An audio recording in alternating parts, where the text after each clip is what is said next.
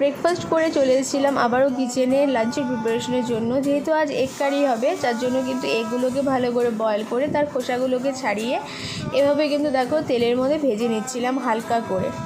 Normal egg কারি recipe তোমরা সবাই জানো, তাও আমি শেয়ার করলাম আমি কি করে এগ কারি করি। আমি নর্মালভাবেই আজকে করব।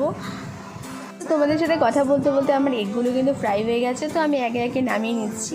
দেন আমি কড়াতে দিয়ে দেব তেল, আর তেলের সাথে দেব তেজপাতা আর কিছু গোটা জিরে, সেটাকে ফোড়ন হিসেবে দিয়ে তার মধ্যে কিছু পেঁয়াজ কুচিও দিয়ে দিচ্ছি।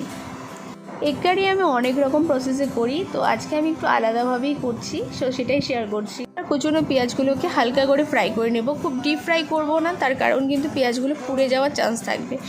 দেন আমি আগে থেকে যে আলুগুলো সেদ্ধ করে রেখেছিলাম সেটা খোসা ছাড়িয়ে কিন্তু আমি পেঁয়াজগুলোর মধ্যেই হালকা ভেজে খানিকক্ষণ আলু আর পেঁয়াজগুলোকে ভেজে নেওয়ার পর অল্প পরিমাণ নুন আর হলুদ গুঁড়ো দিয়ে কিন্তু আবারও নেড়েচেড়ে ভেজে নিচ্ছি। গ্যাসটাকে লো ফ্লেমে রেখে চলো এবার মশলাটা প্রিপারেশন করে নিচ্ছি।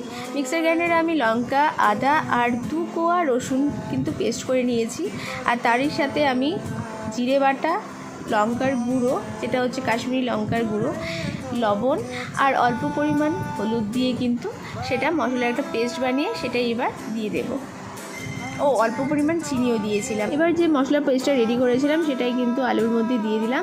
এবার সামান্য পরিমাণ জল দিয়ে কিন্তু মশলাটাকে ভালো করে ভেজে নিতে হবে। আর মশলা থেকে যখন তেলটা এইভাবে ছেড়ে আসবে তার মধ্যে আমি কিন্তু ফুটন্ত গরম জল দিয়ে দিচ্ছি। এবার গ্যাসের ফ্লেমটা মিডিয়াম টু হাই রেখে কিন্তু ভালো করে ঝোলটা ফুটিয়ে নিতে হবে। আর ঝোলটা এভাবে ফুটে এলে কিন্তু ডিম আগে থেকে যে ভেজে রাখা ডিমগুলো ছিল সেটা কিন্তু এভাবে দিয়ে দেবো। দিয়ে আর একটু ফুটে যাওয়ার পর কিন্তু আমার ডিমের কারি একদম রেডি। তো আজকের মেনুতে ছিল এরকম মসুর ডাল, ছিল হচ্ছে আলু ভাজা, আর ছিল ডিমের কারি। এই হচ্ছে আমার সিম্পল লাঞ্চের মেনু। রান্না কমপ্লিট করার পর ভীষণই গরম লাগছিল, তাই একটু রুমে গিয়ে আইসক্রিম খেতে খেতে আমি আর মাম্মাম কিন্তু এভাবেই গল্প করছিলাম আর একটু চিল করছিলাম। দেন খানিকক্ষণ পর কিন্তু লাঞ্চটা কমপ্লিট করলাম। তো বিকেলে এসেছিল কিছু গেস্ট, আর তাদের জন্য কিন্তু চায়ের প্রিপারেশন করছিলাম। তো এইভাবে কিন্তু এলাচ দিয়ে চা বানিয়েছি, দুধ চা, আর সাথে ছিল বিস্কিট। তো তারপর ছিল হচ্ছে কিছু মিষ্টির আইটেম, আর সেগুলো কিন্তু প্লেটে এবার সাজিয়ে দিচ্ছিলাম। তো আজকে মিনি ব্লগটা এখানে এন্ড করছি। দেখা হচ্ছে খুব তাড়াতাড়ি অন্য কোনো মিনি ব্লগে। ততক্ষণ পর্যন্ত তোমরা ভালো থেকো, সুস্থ থেকো। আজকের জন্য বাই বাই।